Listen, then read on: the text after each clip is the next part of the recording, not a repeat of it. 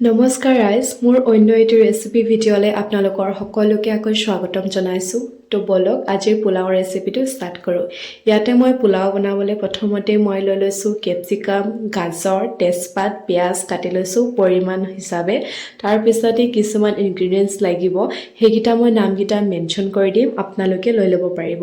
তাৰ পিছতে আহিলে আমাৰ এতিয়া চাউল আপোনালোকৰ ওচৰত পোলাও বনাবলৈ যেনেকা ধৰণৰ চাউল থাকে ল'লেই হ'ল মই ইয়াতে বাসমতি চাউল লৈছোঁ চাহ খোৱা কাপেদি 2 কাপ লৈছোঁ তাৰো আধা লৈছোঁ আপোনালোকৰ যদি বাসমতি ৰাইচ নাই জহা চাউলেদি বনাব পাৰে নহলে যিকোনো ধৰণৰ চাউলেদি বনালেও পোলাও কিন্তু খাবলৈ বহুত টেষ্টি হয় ইয়াতে ধুনীয়াকৈ ভাতটো বনাই লোৱাৰ পিছতে এয়া দেখিছে কিমান ধুনীয়া হৈছে এটা এটা বাসমতি চাউল দি বনালে দেখিবলৈ কিন্তু বহুত ধুনীয়া হয় তাৰ পিছতে এয়া মই এটা কেৰাহী লৈ তাতে দি দিছোঁ তেল ৰিফাইন তেল দিছোঁ পৰিমাণ হিচাপত তাৰ পিছতে ধুনীয়াকৈ দেখিব গৰম যেতিয়া হৈ যাব ভালকে গৰম কৰিব নহলে লাগি যোৱাৰ চান্স থাকে ইয়াতে মই এতিয়া দি দিলোঁ গাজৰ আৰু বিনছটো অলপ ফ্ৰাই হৈ যোৱাৰ পিছতে কেঁচা মছলা কিটা যিমান আছিলে গুটেকিটা দি দিম এইকিটাকো ধুনীয়াকৈ ফ্ৰাই কৰি লম তাৰ পিছতে চামুচেদি মই ইয়াতে 3 চামুচ চেনি দিছোঁ আৰু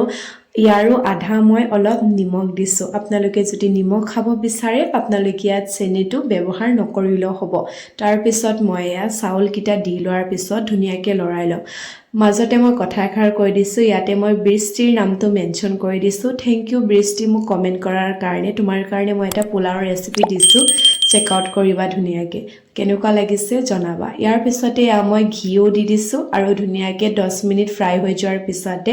মই সাৰ্ভ কৰি ৰাতিৰ আহাৰত খালো বহুত বেছি টেষ্টি হয় আপোনালোকৰ মোৰ ভিডিওটো চাই কেনেকুৱা পাইছে কমেন্ট এটা কৰি কিন্তু জনাবলৈ একেবাৰে নাপাহৰিব আৰু বহুত বেছি ধন্যবাদ মোক কমেন্ট কৰাৰ কাৰণে এটো কাৰণে মই আপোনালোকৰ সৈতে ভিডিও কিটা আগবঢ়ালো ৰেডি হৈ গ'ল মোৰ পোলাও আৰু লগতে চিকেন কষা কেনেকুৱা হৈছে কমেন্ট এটা কৰি জনাব আজিলি ইমানেই see you in the next one bye bye